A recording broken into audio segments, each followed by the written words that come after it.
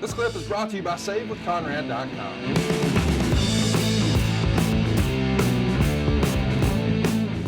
Well, after this, Luger chooses to quit the Horsemen. He eliminates JJ to win the Bunkhouse Stampede, and now he's a full-fledged babyface. Of course, we've got the whole big beatdown that happens at Clash of the Champions, and they bloody Luger up. What do you remember about Luger being all decked out in white on the back of the white limousine? And I think, as the legend goes, he had never done the gig before, so he had JJ help him out. Do you remember this being something where the guys are like, oh, let's see how it goes? What do you remember about that? Well, I didn't know all those intimate details at the time because it wouldn't have affected my job whatsoever. Right. How he got his color or when he got his color or whatever, would not have been on my agenda to know. But look, that's not unusual. Yeah. Having somebody else cut you. Of course. You know, I did a thing on Monday Night Raw one time. It might have been with I'm trying to think, somebody cut me. I might have been cut a couple of times. Of course, the most famous mutilation was Austin and that fucking scalpel. Or what do you call it? Scalpel, yeah. Scalpel, yeah. But I think Arn helped me out one time because Arn made a great blade. But that's not unusual. He's green. It was an important angle. You didn't want to take any chances. You got to give him a little. You wanted him more comfortable. Pardon me. Wanted him, meaning Luger, more as comfortable as you could get him in a very important angle. And so JJ being there to help out is probably was really, I think, necessary.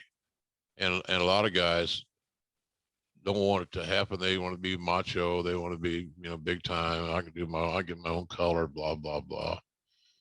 If you could get your own color really good, then they wouldn't have to have somebody there to help you. And it's not a frigging knock that you have issues sticking a razor blade in your head and cutting yourself. Makes you normal, by the way.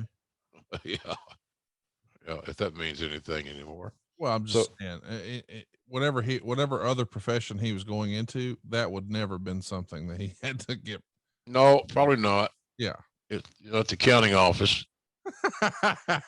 Show me your color. So what's next for Luger is a tag team with Barry Windham. They're put together and they're going to challenge Arn and Tully for the NWA tag team titles at Clash of the Champions. But of course, as you know, Windham's going to turn on Luger in a match. Arn and Tully get the titles back, and now Barry Windham is joining the Horsemen.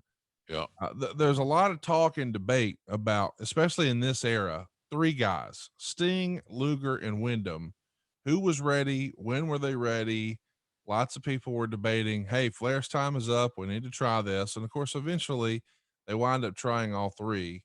I think by the time they actually gave Barry a shot in 93, maybe, the fandom and the support that Barry had from the late 80s was gone, or not what it once was. But do you think if you had to go back in time, you would have done it any differently, or would you have kept the belt on Flair the whole time? Well, I'm a Flair guy, so I probably would have kept the belt on Flair, all the while knowing that he's not going to be a heel much longer because he's beloved. He's like the old pair of house shoes. Yeah. Here's a good clickbait for you, Conrad. Ross calls Flair old pair of house shoes. Yeah, that's a good one. That's a good one. I'll help you out there, guys. Click your ass off.